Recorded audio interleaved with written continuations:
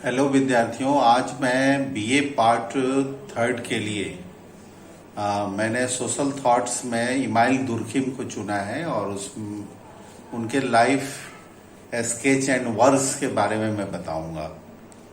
जिनका 1858 से 1917 तक रहा है, जिसमें इमाइल दुर्खिम का जन्म 15 अप्रैल 1858 में पूर्वी फ्रांस के लॉरेन प्रांत में स्थित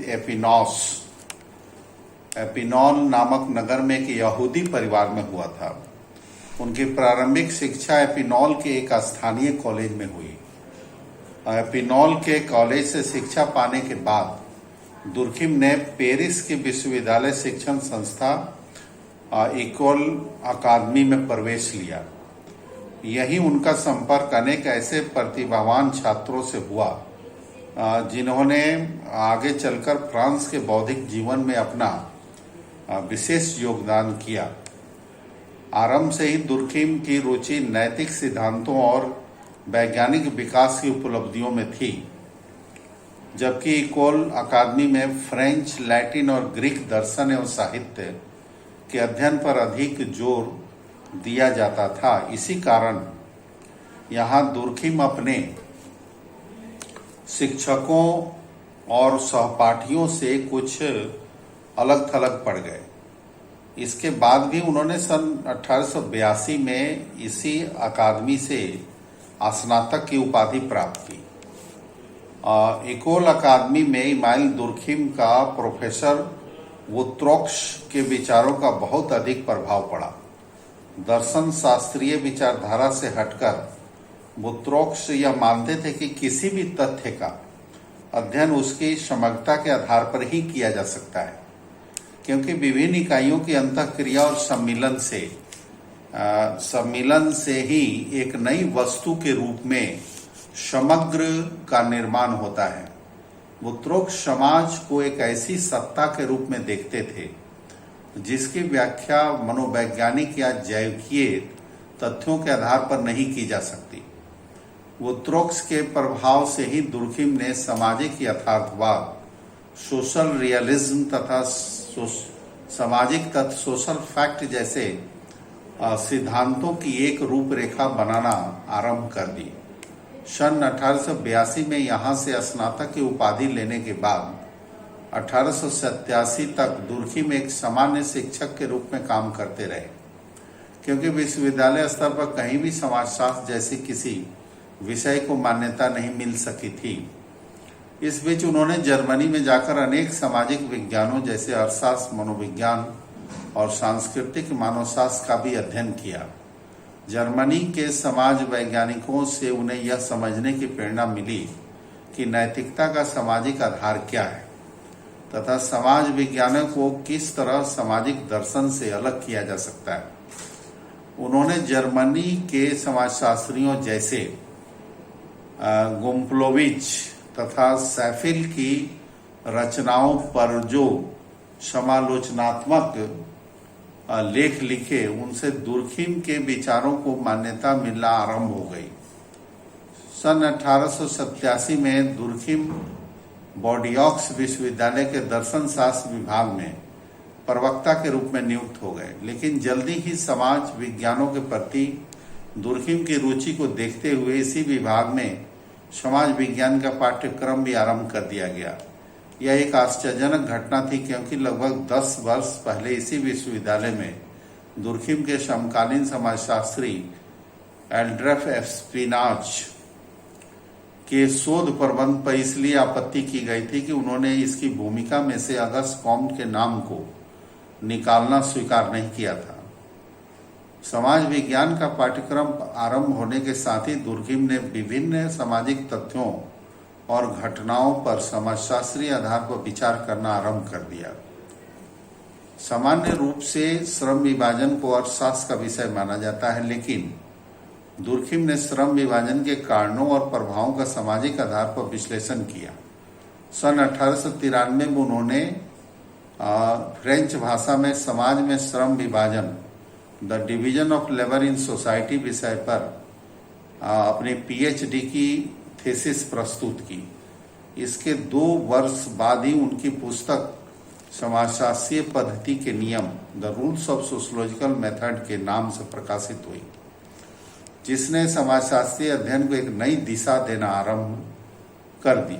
2 वर्ष बाद ही सन 1897 में उनकी एक अन्य पुस्तक द सुसाइड प्रकाशित हुई। एक पुस्तक में उन्होंने आत्महत्या से संबंधित बहुत से आंकड़े एकत्रित करके आत्महत्या को एक सामाजिक तथ्य मानते हुए इसकी प्रकृति और प्रकारों का विस्तार से विश्लेषण किया। इन पुस्तकों से फ्रांस के बौद्धिक जगत में दुर्खिम को एक प्रतिभाशाली विचारक के रूप में देखा जाने लगा। फ्रांस में जब समाजशास्त्र के प्रति विद्वानों की रुचि बढ़ने लगी तो इसका और अधिक विकास करने के लिए दुर्खिम ने 1898 से एनी सोशियोलॉजी नामक एक समाजशास्त्रीय पत्रिका का संपादन करना आरंभ किया। यह एक उच्च कोटि की समाजशास्त्रीय पत्रिका थी, जिसके माध्यम से समाजशास्त्र में रुचि रखने वाले युवा विद्वानों को अपने विचार स्पष्ट करने का अवसर मिल गया। इस पत्रिका में प्रकाशित विचारों से एक नए समाजशास्त्रीय संप्रदाय का विकास हुआ, जिसे दुर्खिम संप्रदाय के नाम से जाना जाता है। दुर्खिम के समाजशास्त्रीय चिंतन के फलस्वरूप 1896 में उन्हें बोर्डियक्स विश्वविद्यालय में समाज विज्ञान का प्रोफेसर बना दिया गया। इस पद पर वह 6 वर्ष तक कार्य करते रहे। सन 1902 में उन्हें पेरिस विश्वविद्यालय में शिक्षा शास्त्र के प्रोफेसर पद पर नियुक्त किया गया, लेकिन समाजशास्त्र में उनकी उपलब्धियों को देखते हुए सन 1913 में दुर्खिम द्वारा संचालित विभाग का नाम बदलकर शिक्षा शास्त्र में समाजशास्त्र विभाग कर दिया गया। इस प्रकार कॉम्ट ने 1838 में समाजशास्त्र के नाम से जिस नए विज्ञान की कल्पना की थी, 1913 में दुर्खिम ने फ्रांस में समाजशास्त्र का पहला प्रोफेसर बनकर वो उसे एक मान्यता प्राप्त विषय का रूप दे दिया। पेरिस विश्वविद्यालय में काम करते हुए श्री दुर्खिम ने अपनी समाजशास्त्रीय पत्रिका का संपादन जारी रखा। दुर्खिम के समय में सामाजिक विज्ञानों के अंतर्गत मानवशास्त्रीय शोध कार्यों और लेखों का प्रचलन बहुत अधिक था। इसके बाद दुर्खिम ने जनजातीय जीवन का समाजशास्त्रीय दृष्टिकोण से विश्लेषण करना आरंभ कर दिया। जनजातीय धर्म के आधार पर उन्होंने धर्म का सामाजिक सिद्धांत भी प्रस्तुत किया, जो उनकी प्रसिद्ध पुस्तक धार्मिक जीवन के प्रारंभिक स्वरूप the elementary forms of religious life में देखने को मिलता है।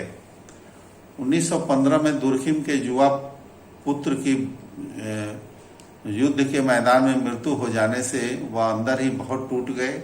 1917 में उन्होंने नैतिक विषयों पर भी समाजशास्त्रीय दृष्टिकोण से कुछ लिखना आरंभ किया, लेकिन निरंतर स्वास्थ्य खराब होने के कारण 1917 में 15 नवंबर 1917 में 59 वर्ष की आयु में इस महान विचारक की मृत्यु हो गई। दुर्खिम का जो कुछ मेजर वर्क्स ऑफ दुर्खिम क्या है, ये भी जानना काफी जरूरी है। इसमें मुख्य रूप से जो है division of labour in society, समाज में श्रम विभाजन, दूसरा मान लेते हैं the rules of sociological method, तीसरा द सुसाइड, और चौथा है the elementary forms of religious life. तो डिवीजन ऑफ लेबर में इस पर उन्हें डॉक्टरेट की उपाधि मिली थी। साधारणतः श्रम विभाजन के एक आर्थिक विषय माना जाता था। इसके विपरीत दुर्खिम ने इस पुस्तक में श्रम विभाजन के सामाजिक कारणों प्रभावों पर ज्यादा जोर दिया। रेमंड डेरा के अनुसार दुर्खिम द्वारा लिखित यह पुस्तक व्यक्ति और समूह के बीच पाए जाने वाले अंतर संबंधों को स्पष्ट करती है। दुर्खिम इसी पुस्तक में उन्होंने सामाजिक एकता की अवधारणा के साथ यांत्रिक एकता और सामूहिक एकता की प्रकृति को स्पष्ट किया। पुस्तक के प्रथम खंड में उन्होंने श्रम विभाजन के प्रकारों और प्रभावों की विवेचना की।